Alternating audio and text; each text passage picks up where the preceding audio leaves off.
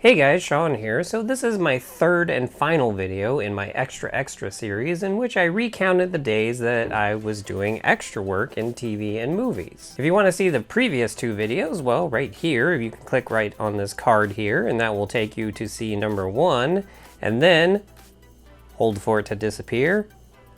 I don't know how long it actually takes to disappear. That should be long enough. Go ahead and click this one to go to number 2. I'll also link to them down below in the doobly-doo. Plus, there's the playlist that has all 3 of them, so they'll be easy to find. So, as you've seen in the previous videos, I'm going through my notebook here that I use to jot down the jobs as I book them. And the last one that we were on was I Now Pronounce You Chuck and Larry, and we talked all about that. So let's move on to whatever is next. See, first up here is Without a Trace. It doesn't say what I did, so I don't know what I did. Next up is Wedding Bells. I don't know if that's a movie or a TV show, but I was apparently a valet. Then we have Las Vegas again. I've talked about Las Vegas before, and I was a bellman. Next up is The OC, in which I was an EMT.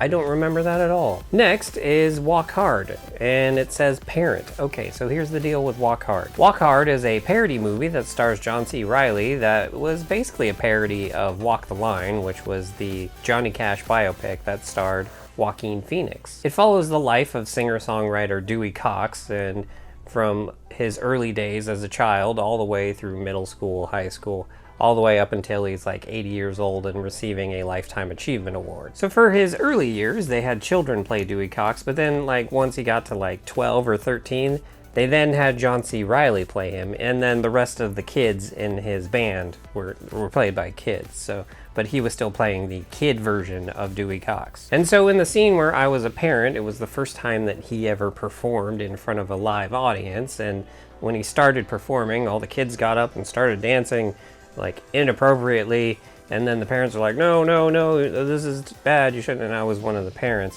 and basically I got to see what it was like to be in a happy family. Well, probably not a happy family actually, because parents were all upset with the daughter for dancing around to Dewey Cox music. It was weird. Next up is Halloween. Now this is the first Rob Zombie remake of Halloween. So in the movie there's a scene where Malcolm McDowell's character, who is the doctor, I can't remember his name. Halloween fans of course know his name because it was the name of the character in the original Halloween movies as well. Well anyway, there's a scene where he is in front of a college class and he has a giant picture of the child Michael Myers up behind him, and he's explaining like that Michael Myers is a psychopath, and just look at his eye. And it's, you know, he's just like, because he's a well-known psychopath doctor, and he's just explaining, look into the eyes of this psychopath. Anyway, whatever. I was one of the students in the college class. The thing I found most interesting about that day, though, was Rob Zombie himself, because he was wearing, you know, pretty much Rob Zombie-esque boots with like spikes and high platforms and what you would expect Rob Zombie to be wearing, and then like rocker pants and a studded belt like you would expect, and he had Rob Zombie-esque hair and beard and all that, just like everything you would expect Rob Zombie to look like if you saw him somewhere. Then he was wearing a North Face jacket, and I found that so funny. Next up is NCIS. This was Driver with Car. As I mentioned in the previous video, sometimes I not only booked myself, but my car as well. Next up is Walk Hard again, and it says teen? ? Now, I don't think I played a teen in Walk Hard, but there were 2 other scenes that I did in Walk Hard, and one was when Dewey Cox was a little older, and I can't remember if it was an award show or just a big show in general, and he performed, and I was in the audience for that.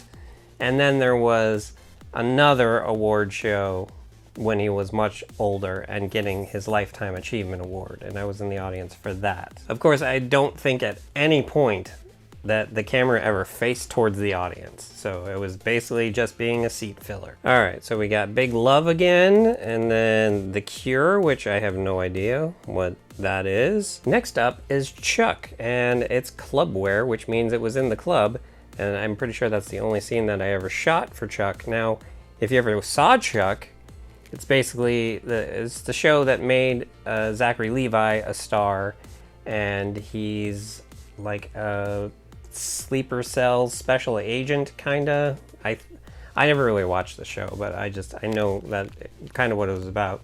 And this was actually the pilot of Chuck. In fact, I think it is this scene where Chuck, who was played by Zachary Levi, the main character of the show, meets the main female protagonist of the show. So that was kind of cool to work on a show that it was the very first episode of it, but it ended up lasting for like 7 seasons, which I never watched once. Nothing against Chuck. I'm sure Chuck is a very great show because it lasted for as long as it did. It's just I never got around to watching it. Next up is The Eye, which is that Jessica Alba suspense horror movie where she gets an eye transplant and it's the eye of a killer and she starts seeing murders or something like that. I don't really remember. She was a violinist and she was playing violin and I was in the audience for it. And here we have Heroes again, and there's actually one here that I'm skipping over because I think I'm gonna make it the last one of all of this because it comes up a few more times in here. So we'll just talk about it all at once. Next up is CSI New York again, and it is CSI Tech and Diner Patron. So I doubled up on that one. That just goes to show you that if you throw people far enough in the background, you can use them for multiple scenes and no one will be like, hey, that's the guy that was a CSI Tech in the previous scene. How can he also be a Diner Patron here? Because you're not going to know. Here we have Crossing Over. Isn't that John Edwards show? That doesn't make any sense. I know I worked on Crossing Jordan, which was that one show that was about the judge. I think she was a judge, right? And it had Jerry O'Connell on it, because I remember Jerry O'Connell also being one of the most nicest people I'd ever seen on a set, and I played a cop on that one. But yeah, I don't know if I accidentally wrote Crossing Over instead of Crossing Jordan or what, but that's weird. Next up is My Boys, which was a show on a deep cable channel, and it starred Jim Gaffigan and some other people. I don't really remember too much about it. We have Medium again. I mentioned Medium in the previous video. Monk, of course, I mentioned in the first video. Time Warner cable commercial. Yeah, so that was at the train station, like one of the main train stations in LA. Whatever the most famous train station is in LA. It says right here, Union Station. Had I just looked down, I could have seen. Union Station. So this was some Time Warner cable commercial where all the people are hustling and bustling around Union Station, and at one point the voiceover person says something and then everyone turns to the camera and goes, "What?" And then they continue on their way. Yeah, so that was a thing. You know, I'll see if I can actually find it and put it right here.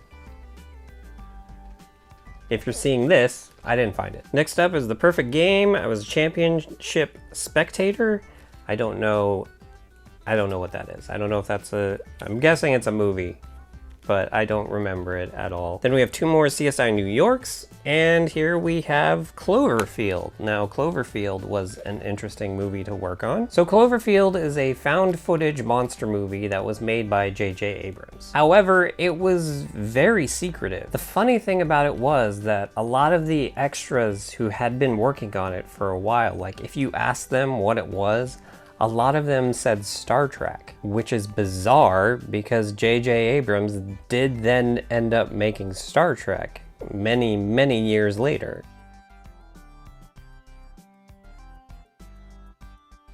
Well, anyway, there's a scene where the main characters are running down the street and then a group of people kind of break into a corner store and start looting it. Well, I was one of the people that just keeps running by the store. That was weird because it was shot in downtown LA, and in order to shut down everything, in order to film it, they had to do it at like overnight. So it was like 2 a.m. So yeah, running around downtown LA at 2 a.m. was kind of bizarre. Next up is Breaking Point as a spectator.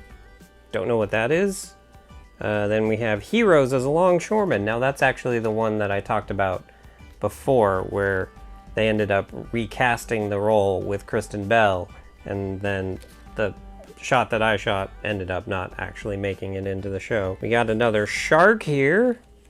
And then let's go back to that one that I was holding off on, and that is Semi-Pro. Now, Semi-Pro is a basketball movie starring Will Ferrell and Woody Harrelson, and it's about when the NBA and the ABA ended up merging. It takes place in the 70s, and I was a member of the crowd. Now, the interesting thing about that was I had to wear 70s clothing for it. And I ended up working on that a lot. Like pretty much any point in that movie where there's a basketball game in an arena, I was in the audience for it. Now, one of the interesting things about it was in one of the scenes where they had like a big arena fully filled, what they did was like the bottom, I'd say,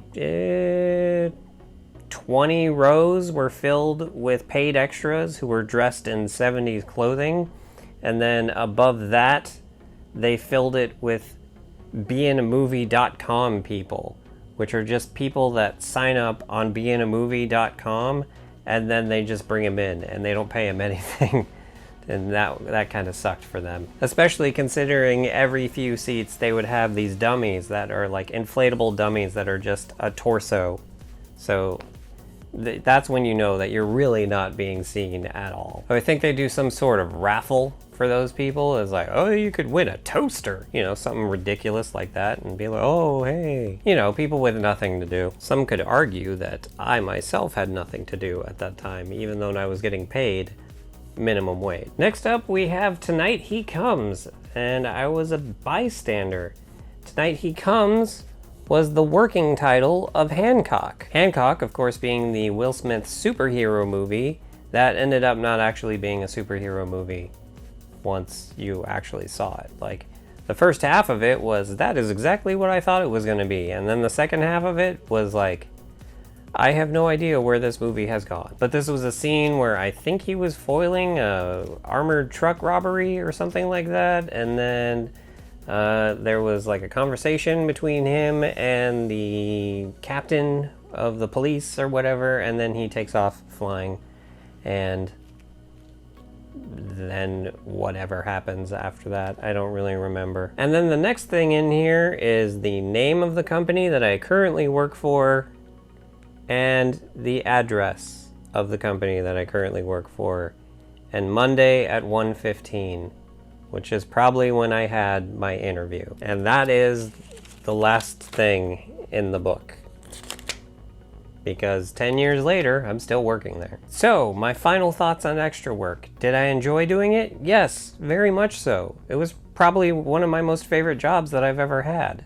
Why did I stop doing it? Well, between Hancock here and the previous thing before it, which was Shark, that was probably like a month between those two things. I was not getting booked as much anymore on things, and I wasn't making nearly enough money to continue living in Los Angeles. Well, I've never lived in Los Angeles, but to live in Southern California. And so I had to find something more stable. Well, more stable-ish as the company that I work for now.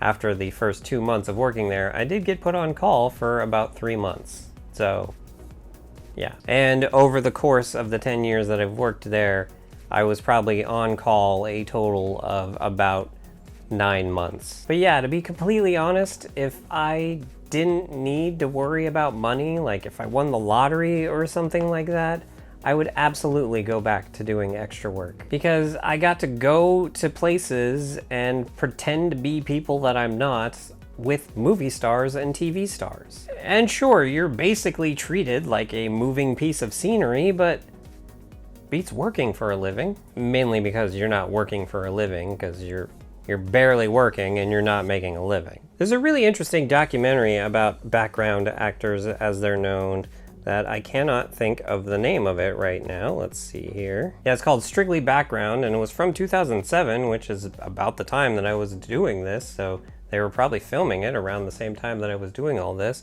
And it basically follows like 10 or 15 background actors as they go to work and about their stories and all this sort of stuff. And it's a very interesting documentary if you like interesting documentaries. Of course, I personally may have found it more interesting since I had an insight into that world. So I guess the last question that anyone would ask me about doing extra work would be, was I ever, like, actually seen on a show? Well, this.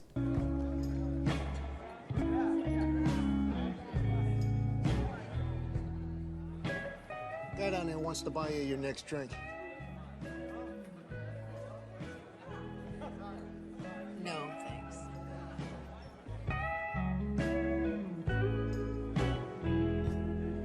It's not a silly.